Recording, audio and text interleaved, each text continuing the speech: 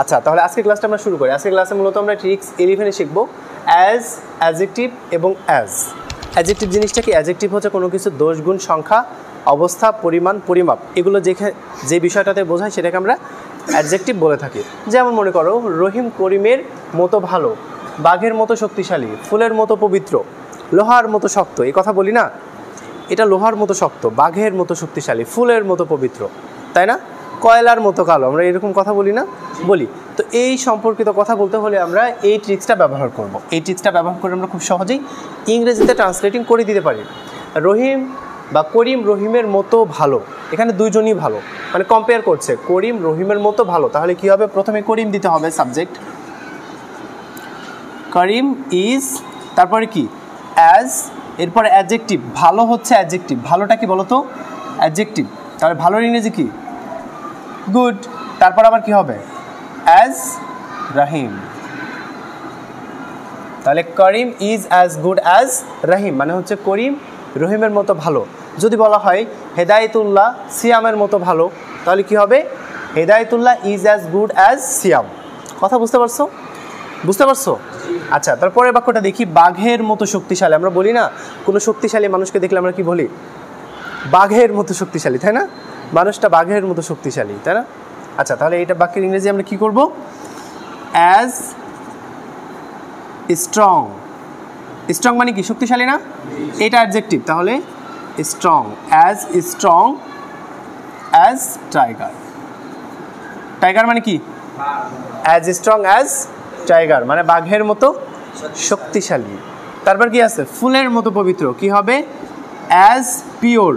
পিওরের ইংরেজি কি? পবিত্র। পিওর মানে কি? পবিত্র, PEOR, পিওর। তাহলে as pure as flower.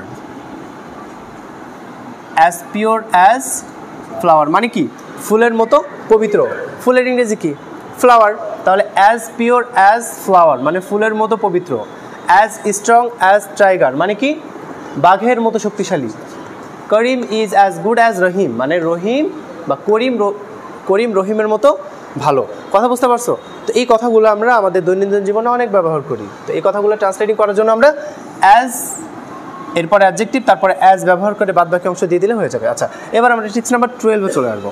Tricks number 12টা খুবই ইম্পর্টেন্ট, খুবই গুরুত্বপূর্ণ।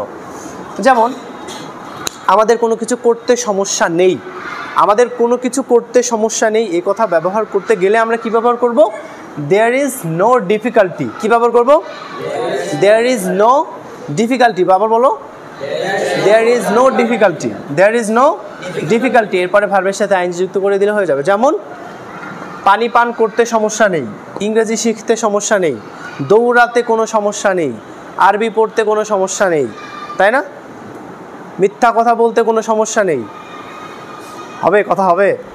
এই কথা আমরা বলবো না। হ্যাঁ, তুমি বলতে পারো, ট্রান্সলেটিং করতে পারো, ঠিক আছে? আচ্ছা, তাহলে আমরা একটু এক্সাম্পলগুলো দেখে নিই এবং এই ট্রিক্সগুলো আমরা অ্যাপ্লাই করা দেখে নিই। তো দেখো, প্রথম বাক্যে কি আছে? পানি পান করতে সমস্যা নেই। তাহলে শুরুটাই হবে এমন, দেয়ার ইজ নো, কি হবে? Difficulty. There is no difficulty. পানি পান করা, পান করার ইংরেজি কি? ড্রিঙ্ক। ড্রিঙ্ক থেকে কি হয়ে যাবে? Drinking. There is no difficulty drinking water. Water মানে কি? ওয়াটার মানে পানি। তাহলে there is no difficulty drinking water, পানি পান করতে সমস্যা নেই। যদি বলা হয় ভাত খেতে কোনো সমস্যা নেই, কি হবে? There is no difficulty eating rice. হয়ে গেল না?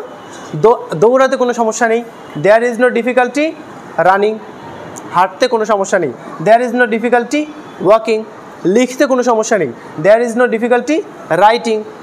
পড়তে কোনো সমস্যা নেই, there is no difficulty reading. কথা বুঝতে পারছো? তাহলে আমরা দেয়ার ইজ নো ডিফিকাল্টি এবং যে ভার্বটা আসবে সেটার সাথে আমরা আইনজি যুক্ত করে দিলি, কোনো কিছু করতে যে সমস্যা নেই, এই কথাটা হয়ে যাবে। কথা বুঝতে পারছো? তাহলে there is no difficulty lying. Lying, lie মানে মিথ্যা কথা বলা, লাইং। তাহলে কি হবে? মিথ্যা কথা বলতে কোনো সমস্যা নেই। বুঝতে পারছো? সত্যি কথা বলতে কোনো সমস্যা নেই। আচ্ছা, এরপরে রয়েছে ইংরেজি শিখতে কোনো সমস্যা নেই। এটা কি হবে? শুরুটা কি হবে বলো তো? There is no there is no difficulty, learn থেকে learning, there is no difficulty learning English,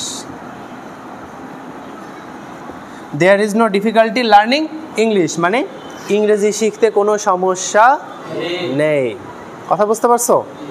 সমস্যা ছাড়া কারো জীবনই নাই, সবার জীবনে কম বেশি সমস্যা আছে, তবে সমস্যা নিয়ে পড়ে থাকলে তোমার আরও সমস্যা হবে। বুঝতে পারছো? সমস্যা কম বেশি ভাই জীবনে সবার আছে। বাংলাদেশের যে এখন প্রধান উপদেষ্টা ডক্টর মোহাম্মদ ইউনূস, তার জীবনে সমস্যা নেই? সমস্যা আছে, সবার জীবনে সমস্যা আছে। তো আমরা সমস্যাটাকে সমস্যা মনে করব না, এটাকে একটা চ্যালেঞ্জ হিসাবে নিব, তাহলে আমাদের সমস্যাটা আর থাকবে না ইনশাআল্লাহ। বুঝতে পারছো? তাহলে আজকে লেসনটা আমরা বুঝে গেছি যে অ্যাজ, অ্যাডজেক্টিভ এবং অ্যাজ, তারপরে কি শিখলাম? There is no difficulty plus verb এর সাথে আইএনজি, দ্যাটস ইট।